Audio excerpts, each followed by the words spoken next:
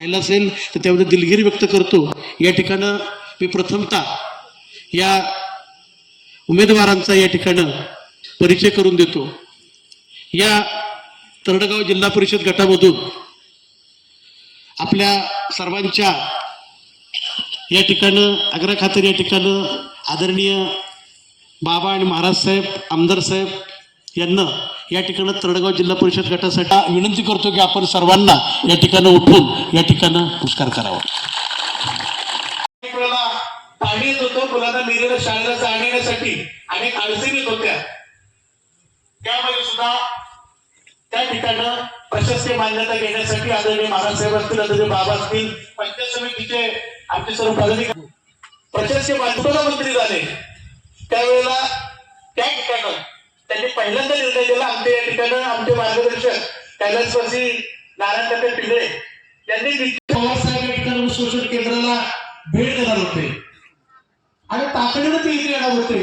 बाबांना तो रस्ता कशातून बसवला कसा बसला पण 2 दिवसामध्ये त्या रस्त्याचं काम बाबाकडून पूर्ण केलं आणि सभा मंडप असतील या ठिकाणी। त्यावेळेला आपल्याला माहिती सगळ्याची इच्छा आपण खऱ्या अर्थानं पूर्ण करू शकत नाही आणि ह्या इच्छा थोड्याफार विकासाच्या बाबतीमध्ये थोडासा बॅकलॉग थोडासा राहिला असेल पण म्हणून आपण त्यांच्यापासून दूर जाणं खरंच खूप चुकीचं ठरेल। मला माहिती की तरडगाव जिल्हा वाटतं की आपण जेव्हा 1992 पासून महाराज साहेबांच्या बरोबर आपण काम करतोय, बाबांसाठी काम करतोय आणि मग आपल्याला कुठेतरी राजकीय संधी मिळावी। खरोखर अगदी बरोबर आहे, राजकीय संधी मिळणं निश्चित गरजेचं आहे कारण शेवटी कार्यकर्त्याला आणि 8 साली त्या धरणाचं काम पूर्ण होऊन आपण त्या धरणाचं पाणी पलीकडचा बारामती डावा कालवा आणि आपला उजवा कालवा या दोन्ही कालव्यामध्ये पाण्याबरोबर वापरतो आपल्या सर्वांना माहिती आहे। आणि 8 सालापूर्वीच्या आपण निरा उजवा कालव्याची पाण्याची परिस्थिती बघितली तर आपल्याला आठवणाही आपला कालवा होता आणि 8 सालानंतर आपला कालवा हा बारमाही झाला। कशामुळे झाला तर गेल्या दिवसचं पाण्यापुरते 11 दिवशी पाण्यापूर वापरतोय त्यापैकी निम्म जवळजवळ निम्म पाण्यापूर वापरतोय आणि 8 सालापासून माझ्या माहितीनं कधीही आपल्याला पाण्याची कमतरता या भागामध्ये भासली नाही।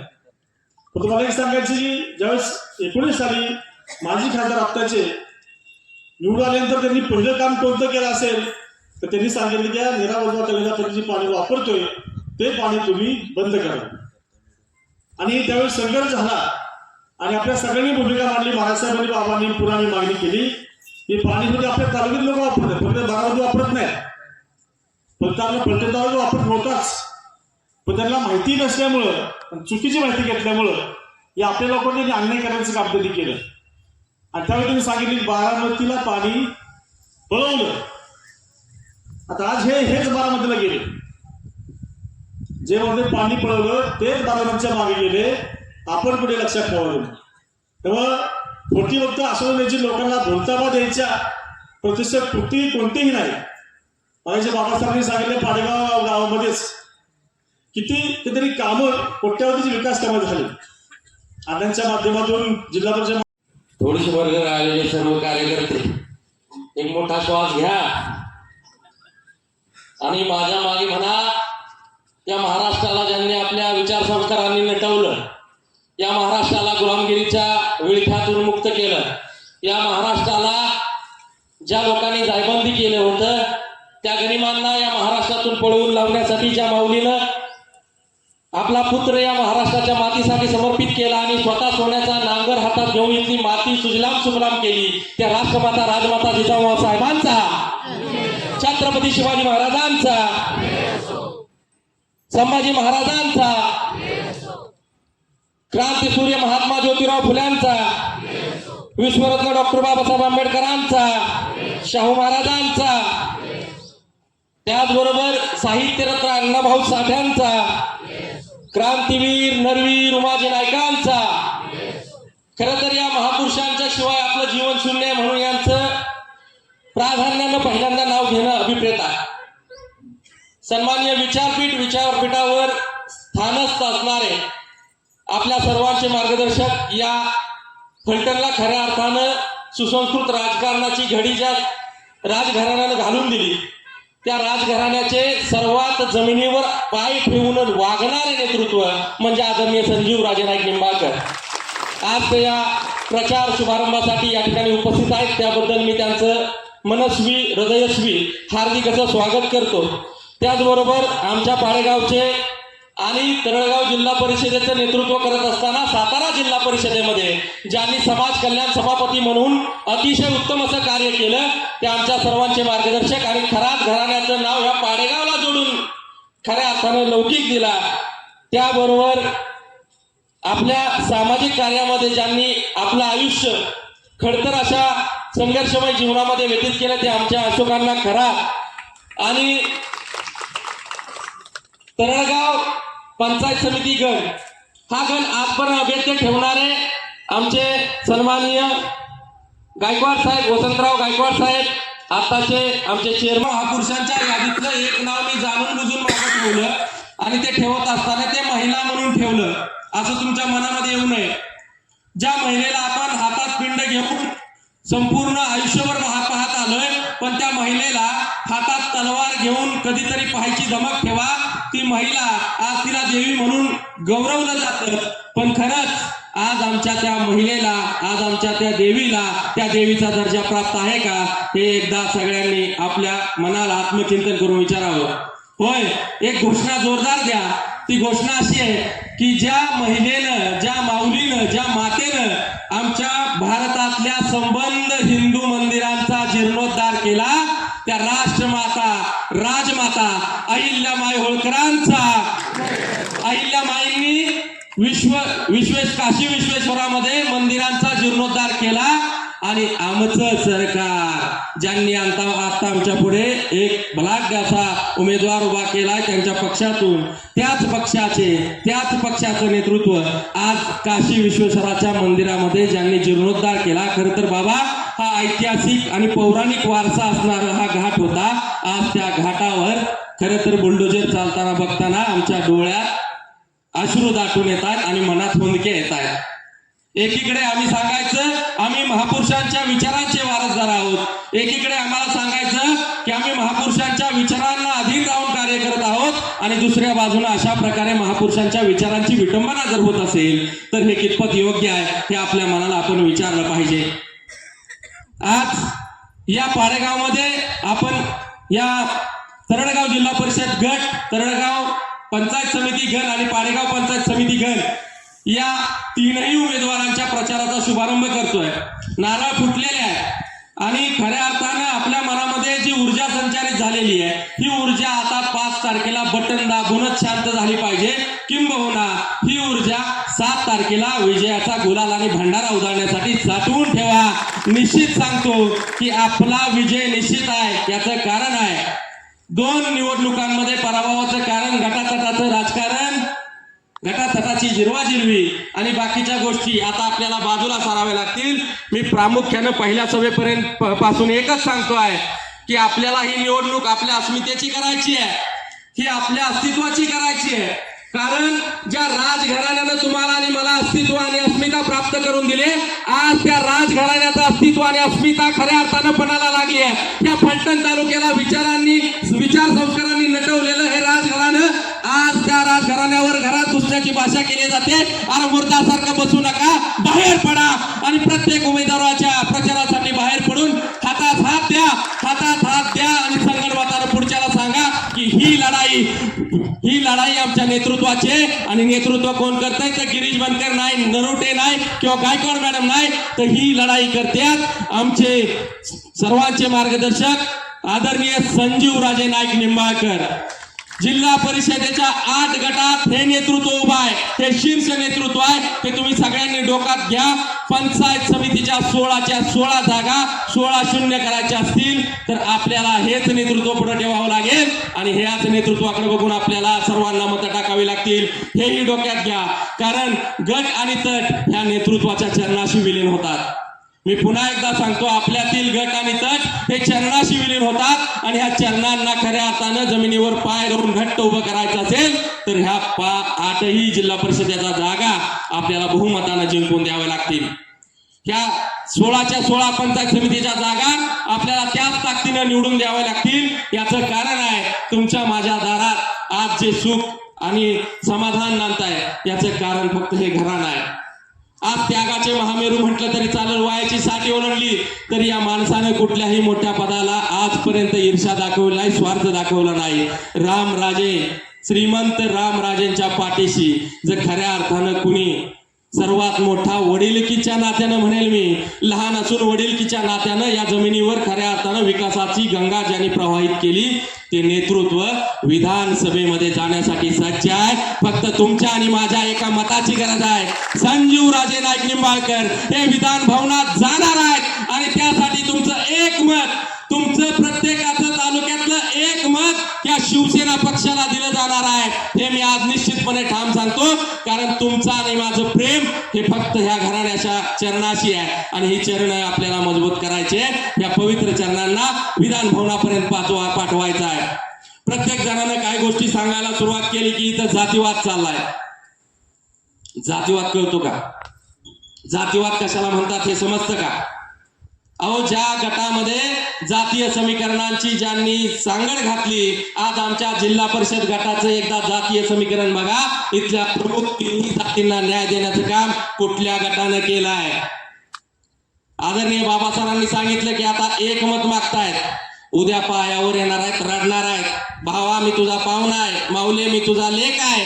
आजोबा असं करू नका, लेकाला सांगा लेक लय पुढं पुढं चाललाय. चालणार नाही, स्पष्ट शब्दात सांगतो. कारण इथं गिरीश बनकर उभा नाहीये, इथं राहुल नरुटे उभा नाहीये, किंवा इथं आमची ताई ह्या गायकवाड मॅडम ह्या गिरीश बनकरच्या बहिणी आहेत.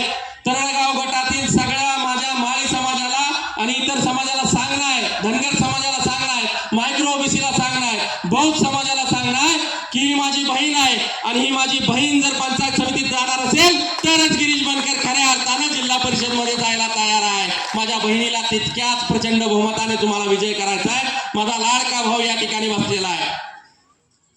या नरुटे आमच्या राहुल नरुटेला तितक्याच मताधिक्यानं गावात पॅनल टू पॅनल मतदान झालं पाहिजे आणि आपल्याला दाखवून दिलं पाहिजे की आम्ही जातीय समीकरणांना भीक घालणार नाही आहोत आणि ह्यांनी इथं ज्या वल्गना केल्या त्या वल्गना आपल्या मतातून आपल्याला पुसून टाकायच्या. आम्ही जातीवाद करणारे नाही आहोत. आम्ही विषमतेच्या डोहातून समतेची पताका दौलाने फडकवत पुढे जाणारे माणसं आहोत. त्यामुळे माझं तुम्हाला परत तेच सांगणं असणार आहे. दुसरा मुद्दा बाबा, या ठिकाणी 30-35 वर्षाच्या पारतंत्र्याबद्दल चर्चा झाली. याच ठिकाणी सभा भरली होती. हाच माईक असावा, इथं आलेले लाईटच्या ह्याच्यातून वीज आलेली असावी, रस्त्यानं गाड्या धडधडत आलेल्या नसाव्या, त्या अतिशय वेगानं इथपर्यंत आल्या. त्या कशावरून आल्या? डांबरी कुणी गेला, पूल कुणी बसवला? या मंदिर आमच्या पाडेगावचे विशेषत्व बाबा सांगायचं, 30 मंदिर दिली तुम्ही. 30 मंदिराचा 10 लाखांनी हिशोब केला तरी रक्कम किती होते एकदा विचार करा. सांस्कृतिक भवनं किती झाली आहेत याचा विचार करा. अहो, जे दिलंय ते सगळं ह्या राजघराने दिलंय. तुमची छत्री आत्ता उगवली आहे आणि छत्री जास्त काळ टिकत नाही. पाऊस गेला की छत्रीचं काय होतं हे मला सांगायची गरज नाही. परंतु आता जो सत्तेचा उन्माद संपूर्ण तालुक्यामध्ये चालला आहे, आम्हाला परिवर्तनाच्या लाटेवर स्वार करून कुठेतरी वेगळी आमिष दाखवली जात आहेत. आमिष वगैरे काही नाहीत. हा सत्तेचा शुद्ध गैरवापर आहे आणि या गैरवापराला तुम्ही आळा घालायचा आहे.